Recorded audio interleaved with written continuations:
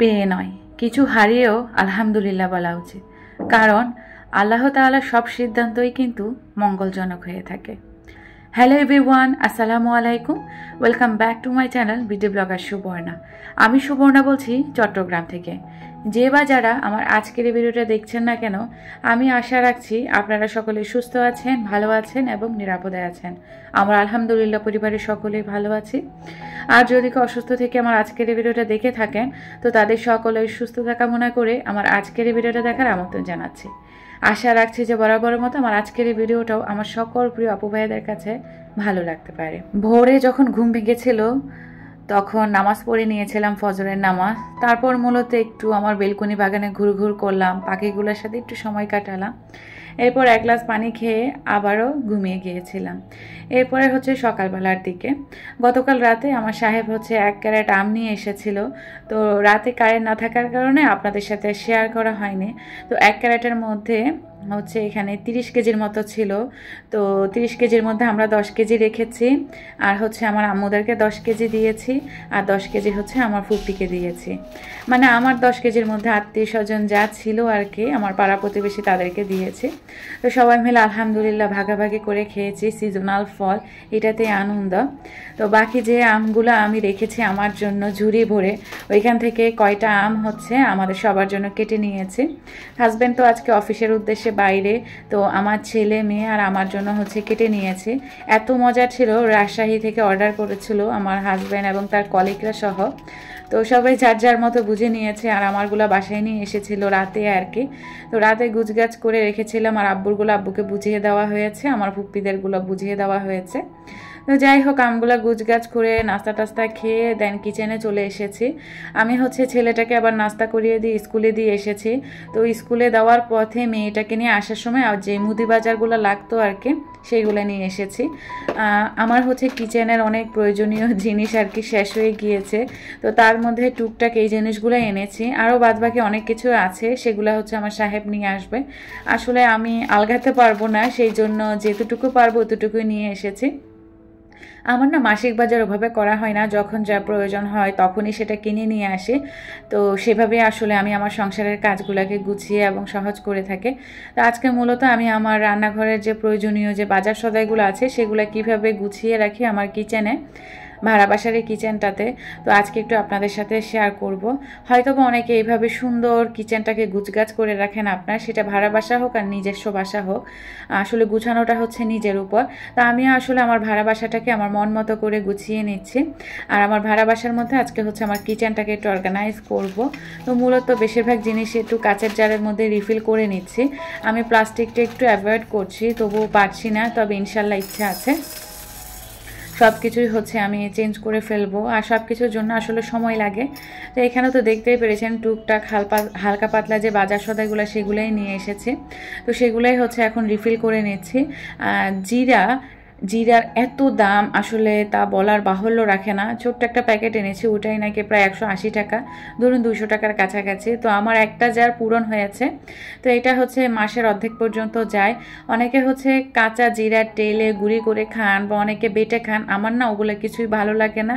আমি এরকম রেডিমিক্স মশলা কিনে আনি, প্যাকেট মশলাগুলো, এগুলাই মানে রিফিল করে এরকম খাই আর কি, তরকারিতে দিয়ে যখন যেমন প্রয়োজন হয় আর কি।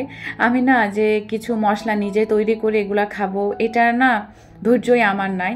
তো যাই হোক, এখানে হচ্ছে বাজার সদাইগুলো একটু গুছগাছ করে নিচ্ছি, যেটা যেই জারে রিফিল করার দরকার সেভাবে আমি রিফিল করে নিচ্ছি, আর সেভাবে হচ্ছে ব্লগ আকারে আপনাদের সাথে শেয়ার করে নিচ্ছি। তো আমার হচ্ছে চিনি গুঁড়া চাউল প্রচুর লাগে, দেখা যায় কি হুটহাট করে আমি পোলাও রোজ যখন ক্রেভিং উঠে আর কি তখন খেয়ে ফেলে। তো এখন হচ্ছে টিনের এই কৌটাটার মধ্যে অনেক সময় চাউল রাখি, আমার কাছে না বেশ ভালো লাগে।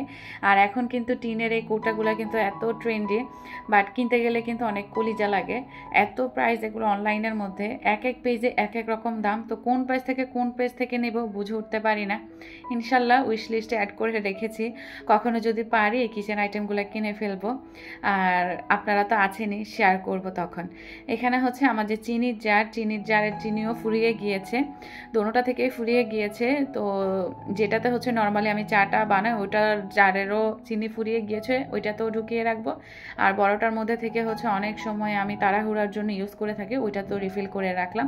বাকি যে প্যাকেটের মধ্যে থাকে ওগুলা হচ্ছে আমার যে বড় কন্টেনার থাকে ওগুলোর মধ্যে রেখে দিই। এখানে হচ্ছে সব বাজার সদাই গুছিয়ে নেওয়ার পর শেষ যেগুলো হচ্ছে সেগুলো হচ্ছে বিস্কুট আর চানাচুর। চানাচুরটা আমার বাসায় হুটহাট প্রয়োজন হয়, আমার মেয়েটাই বেশি খায় মাসাল্লা দিলে চানাচুরটা, মানে ওর যখন ভালো লাগে বা ক্রেভিং ওঠে তখন খোঁজে, আর না হলে আমাদের বাসায় তেমন কেউ খায় না। আমার ছেলেটা একদমই খায় না চানাচুর, যে কোনো চানাচুর হোক ছেলেটা একদমই পছন্দ করে না, আর আমার হাজব্যান্ড তো কোনোভাবেই খাবে না, ওর গ্যাসের প্রবলেম, সেই জন্য আমি হচ্ছে আমার মেয়ের সাথে কখনো মন চাইলে খাই, না হলে খাই না। তো এই আর কি, চানাচুরটাও হচ্ছে আমার কিউট জারগুলোতে রেখে দিলাম, আর আমার বিস্কুটের জারেও বিস্কুট রেখে দিলাম। এই বিস্কুটের জারটা আমার অনেক বেশি পছন্দের, এই জন্য দেখা যায় কি এটা বেশিরভাগ ওভেনের উপর রাখা হয়, কিচেনে রাখি না। এদিকে হচ্ছে আমার ডালের যে মাটির জারটা সেটাতেও ডাল ফুরিয়ে গিয়েছে, সেই জারটা থেকে ভাবলাম এখনই ডালের প্যাকেট খুলে আমি জারে ঢুকিয়ে ফেলি, আর না হলে পরে দেখা যায় কি এই কাজগুলো অনেক সময় ইচ্ছে করে না, অলসতা চলে আসে বা জড়তা চলে আসে, এই জন্য ভাবলাম যে এখনই করে ফেলি, আর আমার জারগুলো ভরাট হয়ে গেল। আর কিচেনটা যেহেতু অর্গানাইজ করছি তো সেই জন্য ভাবলাম আমার প্রিয় আপুদের সাথেও শেয়ার করে ফেলে। মাটির এই জারে ডাল রাখলে কোনো সমস্যা হয় কিনা এক আপু জানতে চেয়েছিল। কোনো সমস্যা হয় না আপু, যদি পানির কাছে থাকে তাহলে কিন্তু ডালগুলো একটু চাক বেঁধে যাবে, তবে এইভাবে যদি পানি ছাড়া এমনি ভালো একটা শুকনা জায়গায় রাখেন তাহলে কখনোই কোনো সমস্যা হবে না। তা আমি তো আজ অনেক বছর যাবৎ ডাল রাখছি মাটির এই জারে, কোনো সমস্যা হয় না। আর একটু ডাল বাকি ছিল, ওটা হচ্ছে প্লাস্টিকের একটা জার আছে, ওটা না আমার ফেলতে ইচ্ছা করানো, ওই জারটা এত কিউট, কোন সময় জানি কোন একটা ফেরিওয়ালার কাছ থেকে নিয়েছিলাম আমি আমার বিয়ের পর, এই জন্য এখন আর ফেলি না, এত ভালো লাগে এই জারটা। এখন কিন্তু আর এগুলো সহজে আমি খুঁজে পাই না। যাই হোক, বাকি ডালটুকু ওই জারটাতে রেখে দিয়ে আমি কিচেনের যে দ্বিতীয় কাউন্টার আছে সেখানে রেখে দিয়েছি। এই যে দেখছেন কি সুন্দর না এই কিচেনটা আমার এই কিচেন গুছানোর পিছনে যে কত কষ্ট লুকিয়ে থাকে সেটা আসলে বলার মতো না। আর এক একটা ব্লগের পিছনেও কিন্তু এক একটা গল্প যে লুকিয়ে থাকে সেটাও বলার মতো না। যারা ব্লগ করে থাকেন এরকম রেগুলার মেনটেন করে ব্লগগুলো দেন তারাই একমাত্র বুঝবেন। তো এই যে পিছনে হচ্ছে আমার যে বড় জারগুলো থাকে সেগুলো রেখে দিয়েছি, আর সামনে হচ্ছে যেগুলা দরকারি বেশি বা আমি সহজেই হাতের কাছে পাবো এই জারগুলা হচ্ছে একটু সামনের দিকে করে রেখেছি। মূলত প্রয়োজন বুঝে আমার কিচেনের কাজগুলোকে সহজ করার জন্য আমি এভাবে আমার কিচেনটাকে অর্গানাইজ করে রেখে দিয়েছি। এখানে হচ্ছে ডিমগুলো আগে আমি ধুয়ে ঝুড়ির মধ্যে রেখে দিয়েছি, আর কিচেনের এই কাউন্টার টপের কর্নারটা হচ্ছে এখন এভাবেই আছে। তো মোটামুটি আমার কিচেনের কাজগুলো একদম কমপ্লিট হয়ে গিয়েছে। সেই সাথে ঘরের কাজগুলো আজকে আর শেয়ার করছি না, আজকে পুরো ঘরে আমার গুজগাছ করা আছে, সেই জন্য আর কি আর হাত লাগালাম না। ভাবলাম রান্নার কাজে হাত লাগিয়ে দিই। কিচেনটা গুজগাছ থাকলে মনে হয় সব কাজেই একদম মনে হয় কি হাতের নাগালে চলে এসেছে, এত মাইন্ড ফ্রেশ লাগে। আমার তো কিচেন গুছানো থাকলে সব সময় ইচ্ছা করে রান্নাবান্না করি, এটা সেটা মন মতো করে রান্নাবান্না করে খাই খালি। তো সেটা আর সম্ভব না আজকে, কেননা আজকে আমার হাজব্যান্ড অফিস থেকে বলল যে ফ্রিজে না লতি আছে। আমি বলেছিলাম আসলে যে আজকে কি রান্না করব, কি খেতে চাও তুমি, তো বলল যে আজকে হচ্ছে লতি আছে না ফ্রিজে, লতি দিয়ে চাপা শুটকি দিয়ে রান্না করো। তো আমিও ভাবলাম আচ্ছা ঠিক আছে, ওনার তো এগুলো পছন্দের খাবার, আমারও ভালো লাগে, খারাপ লাগে না যে তা না। তো ভাবলাম আমার প্রিয় আপুদের সাথে একটু করে শেয়ার করে দিই। লতি খুব কম ছিল, ভাবলাম 2টা আলু দিয়ে, ছোট ছোট সাইজের বাসায় আলু ছিল, 2টা কুচি করে নিয়েছি। লতিটাও পরিষ্কার করে আমি বাটিতে নিয়ে নিয়েছি। আর এখানে হচ্ছে আগে থেকে সব কিছু রেডি করে নিয়েছি। চাপা শুটকিটা ধুয়ে পরিষ্কার করে রেখে দিয়েছি, এটা হচ্ছে পুঁটি চাপা যেটা, এটা পেঁয়াজ কুচি করে নিয়েছি, কাঁচামরিচ, রসুন কয়টা আস্ত দিবে এই জন্য একটু মানে ওরকম গোটা গোটা রেখেছি, আর রসুন পেস্টও মাস্ট লাগবেই। তো পরিমাণ অনুযায়ী সব কিছু রেডি করে নিয়েছি। আর এখন হচ্ছে বাঙালিয়ানাভাবে আজকে আমার দুপুরের আয়োজন থাকবে। এখানে হচ্ছে মাটির হাঁড়ি চুলায় বসিয়ে দিয়েছি, এখানে হচ্ছে পর্যাপ্ত পরিমাণ তেল দিয়ে দিয়েছি। আর হ্যাঁ, এই জারটা যখন আমি নিয়েছি তখন একটা আপুর কথা মনে পড়ে গিয়েছে। ফ্যামিলির খুঁটিনাটি আইডি থেকে আমার এক প্রিয় আপু বলেছিল, আপু এই ছোট তেলের জারটাতে সরিষার তেল রাখলে অনেক সুন্দর লাগবে।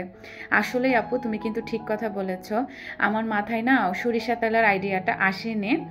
আর এটাও ঠিক যে আমি ইচ্ছা করেই সরিষার তেল রাখিনি, কারণ আমি চাচ্ছিলাম এটা সবসময় ইউজের জন্য, সেই জন্য। আর সরিষার তেল আমার সবসময় ইউজ করা হয় না, সেই জন্য আমি সরিষার তেলটা রাখিনি। এ হচ্ছে আপু কথা। তো তোমাকে অসংখ্য ধন্যবাদ। ইনশাল্লাহ আপু আমি তোমার কমেন্টের গুরুত্ব দিয়েও কিন্তু আমি একসময় এটাতে সরিষার তেল রাখবো, তখন কিন্তু তুমি দেখোনি। যাই হোক, আমার প্রিয় আপুটা যে এত সুন্দর করে একটা কমেন্ট করেছে বা আমার ভিডিওটা দেখে তার ভালো লাগাটা প্রকাশ করেছে, এটাই আমার অনেক বেশি ভালো লেগেছে। এদিকে হচ্ছে আমি আমার লতির রেসিপিতে ফিরে আসি। পর্যাপ্ত পরিমাণ তো তেল দিয়েছি, পেঁয়াজ কুচি, কাঁচামরিচ কুচি, লবণ দিয়েছি সতে হয়ে যাওয়ার জন্য। তো নাড়াচাড়া দিয়ে আমি হচ্ছে রসুন পেস্টটা দিয়ে দিয়েছি। রসুন পেস্টটা দিয়ে দেওয়ার পর মরিচের গুঁড়া আর হলুদের গুঁড়া দিয়ে আমি হচ্ছে একটু পানি দিয়ে মশলাটা কষিয়ে নিয়েছিলাম। মশলাটা কষিয়ে নিয়ে আমি হচ্ছে চাপা যে শুটকিটা আছে সেগুলা দিয়েছি, দিয়ে একটু কষিয়ে নিয়েছি আবার শুটকিটাকে, তারপর লতিগুলা দিয়ে দিয়েছি। লতিগুলা আর আলুগুলা দিয়ে আমি আরেকটু কষানোর জন্য পানি দিয়ে ঢাকনা দিয়ে কষতে দিয়ে রেখেছি মিডিয়াম আছে। এখানে হচ্ছে আমি তার লতি বসানোর আগে আমি পটল দিয়ে বড় মাছ দিয়ে রান্না করেছি। তো আমার হাজব্যান্ড আবার সেদিন আমাকে পটলের খোসা এরকম ভর্তা করে খাইয়েছে। তো আজকে ভাবলাম আজকে একটু পটলের খোসার ভর্তা করি। তো যে পটল রান্না করেছে ওগুলোর খোসা রেখে দিয়েছি, আর একটা পটল হচ্ছে পাকা টাইপের ছিল, ওইটার বিচিগুলো রেখে দিয়েছি। তো পটলের খোসা আলু বিচি আর কাঁচামরিচ হচ্ছে আমি হালকা একটু পানি দিয়ে লবণ দিয়ে সিদ্ধ দিয়েছিলাম। তো সিদ্ধগুলোকে হচ্ছে আমি এরকম বাটি করে নিয়েছি। এখন হচ্ছে কেউ চাইলে ব্ল্যান্ড করে নিতে পারেন, কেউ চাইলে পাটায় পিষে নিতে পারেন। আমি আজকে পাটায় পিষবো, কারণ আমার হাজব্যান্ডও সেদিন পাটায় পিষছে, তো সেই জন্য আমি আজকে পাটায় পিষবো। ভালো লেগেছে আর কি আমার কাছে। আর ওই খোসা ভর্তায় হচ্ছে একটু কাঁচা পেঁয়াজ দিব, তো কাঁচা পেঁয়াজটাও আমি কেটে রেখে দিয়েছি। এদিকে হচ্ছে আমার লতি যে কষতে দিয়েছিলাম, তো কষানোটা হয়ে গিয়েছে। তো কষিয়ে যাওয়ার সময় কিন্তু আমি আবার গোটা রসুনগুলো দিয়েছিলাম, খেয়াল করেছেন কিনা জানি না। তারপরে কিন্তু আমি কষতে দিয়েছিলাম, তো আমার বলতে ভুল হয়ে গিয়েছে। আর কষিয়ে যাওয়ার পরে টমেটো কুচি করে তারপর দিয়ে দিয়েছি আমি, আর ঝোলের পানি দিয়ে দিয়েছি। মিডিয়াম আছে হতে থাক, বেশি পানি দিলে আবার লতি এবং আলু ভেঙে চুরে যাবে। আর আলুটা দিয়েছি আসলে যেহেতু লতি কম সেই জন্য। আর আমার এক ভাবি ছিল লতি, আলু, চিংড়ি মাছ বা যে কোনো শুটকি দিয়ে হাতে মেখে বসিয়ে দিত, একদম সব একদম গোটা গোটা থাকতো, একটু ভাঙতো না, এত মজা লাগতো। তো ভাবির বাসাটা ছিল হচ্ছে নরসিংদী না কোথাকার। তো যাই হোক, ভাবির থেকে এরকম রেসিপি শিখতে পেরে অনেক ভালো লেগেছিল। অনেক সময় ট্রাইও করেছি, তো আপনাদের সাথেও মনে শেয়ার করা হয়েছে। তো এদিকে হচ্ছে আমার লতি তরকারিটাও হয়ে গিয়েছে, আর যে পটলের খোসার ভর্তাটা সেটাও কিন্তু হয়ে গিয়েছে। আমি বেটে নিয়েছি, বেটে নেওয়ার পর আমি আবার সরষের তেলে একটু চুলার উপর একটু মানে টালা যেভাবে বলে না যে একটু টেলে নেওয়া, ওইটা টেলে নিয়েছি আমি, আবার বাটিতে সার্ভ করে নিয়েছি। আর এদিকে হচ্ছে আমার ফ্রিজে নাগামরিচ ছিল, একটা নাগামরিচ নিয়ে নিলাম। আমার তো ফেভারিট নাগামরিচ, ঝাল ঝাল ভালোই লাগে। তো এখানে সার্ভ করে নিয়েছি, ছোট্ট একটা চামচ দিয়েছি মাটির, আমার পছন্দের এই চামচটা আর কি। আর ভাত তো রান্নাই করে নিয়েছি। আজকের খুব দুপুরে সিম্পল আয়োজন ছিল। গতকালকে ব্লগে তো দেখেছেন আমার হাজব্যান্ডের জন্মদিন উপলক্ষে স্পেশাল একটু টুকটাক আয়োজন করেছি, যতটুকু পেরেছি সাধ্যের মধ্যে। তো আজকে আবার একদম সিম্পল আয়োজন। এইভাবেই আসলে চলে আমাদের সংসার। লতি দিয়ে চাপা শুটকি দিয়ে রান্না করেছি, তারপর পটলের খোসার ভর্তা। অনেকে হয়তো বা পটলের খোসার ভর্তা ফেলে দেন, খাননি, তারা চাইলে মাছ ট্রাই, এত মজা লাগে গরম ভাত দিয়ে খেতে কি বলবো। আর এখানে হচ্ছে সাদা ভাতও আছে, আর পটল দিয়ে বড় মাছ দিয়ে যে রান্না করেছি সেটাও আছে। আর হ্যাঁ, অনেকে বলবেন লতি রান্না করেছি, শুটকি 3টা কেন দিয়েছি। চাপা শুটকিটা এমন একটা শুটকি, বেশি দিলে কিন্তু তরকারি তিতা হয়ে যাবে। তো 3টা দিয়েছিও, যে আমার হাজব্যান্ড আমাকে বলেছে তুমি 3টা কেন দিয়েছো, লতি অনুযায়ী 2টাই পারফেক্ট ছিল। তো যাই হোক, আমি 3টা দিয়ে দিয়েছি, তবু অনেক মজা হয়েছে। তো এই ছিল আমাদের দুপুরবেলার আয়োজন। তো আমার হাজব্যান্ড আমাকে খুব বেশি হেল্প করছিল, দুপুরেই চলে এসেছে। তো সে হচ্ছে খুব খিদা লেগেছে, আর তার ফেভারিট খাবার আছে, লতি আছে, ভর্তা আছে, তাকে আগে বেড়ে দিচ্ছি। আমি আবার রান্নাবান্না করে গোসলে চলে গিয়েছিলাম, বাবুদেরকেও গোসল করিয়ে দিয়েছি। তারপর অনেক তো ধোয়াপালি বের হয়েছিল, সেগুলোও করে নিয়েছি। তো আমি ভাবলাম ঠিক আছে তোমাকে আগে বেড়ে দিই, তারপর আমি বাবুদেরকে খাইয়ে দিই, তারপর হচ্ছে আমি পরে খাবো। তো সে তো এখানে খেয়ে নিচ্ছে। আসলে অফিস থেকে এসেছে তো বেচারা অনেক টায়ার্ড হয়েছিল, তো গোসল করিয়ে নামাজ কালাম পরে খেতে বসে গিয়েছে। তো দেখতেই তো পাচ্ছেন সে যে কি মজা করে খাচ্ছে কি বলবো। দুপুরবেলার খাওয়া দাওয়া শেষে আমিও আয়েশ করে একটু খেয়েছি, তারপর দুজনে মিলে তামিল মুভি দেখেছি। মুভি দেখে একটু ঘুমিয়েছি। ঘুম থেকে উঠে আসরের নামাজ পড়ে আর একটু টিভি দেখেছি, গাছের পরিচর্যা করলাম। তারপর মূলত কি মাগরিবের নামাজ পড়ে কিচেনে চলে গিয়েছিলাম। আমি হচ্ছে আজকে একটু প্যাকেটের যে ফালুদা মিক্সটা আছে সেটা রান্না করেছি, জেলিগুলোও বানিয়ে নিয়েছি। আর ফালুদাটা আগেই বানিয়ে হচ্ছে আমি একটু ফ্রিজে রেখেছিলাম একটু ঠান্ডা হওয়ার জন্য। ফালুদা ঠান্ডা খেতেই কিন্তু ভালো লাগে। তো ফালুদাটাও আমি এখানে সার্ভ করে নিলাম। সব কিছু আসলে এরকম গুছগাছ থাকলে খেতেও কিন্তু খুব ভালো লাগে। তো আইসক্রিমটাও নামিয়ে নিলাম। এখন হচ্ছে একসাথে সব কিছু মিক্সড করে আমাদের সন্ধ্যার নাস্তাটাও হয়ে যাবে। ভিডিওর এই মুহূর্তে এসে আমার প্রিয় আপুদেরকে একটা রিকোয়েস্ট করছি, যারা আমার ভিডিওটা দেখবেন বা দেখছেন তারা চাইলে প্লিজ আমার ভিডিওটার মধ্যে ছোট্ট একটা লাইক দিয়ে যাবেন। যারা অলরেডি এই কাজটা করে ফেলেছেন তাদেরকে অসংখ্য অসংখ্য ধন্যবাদ জানাই।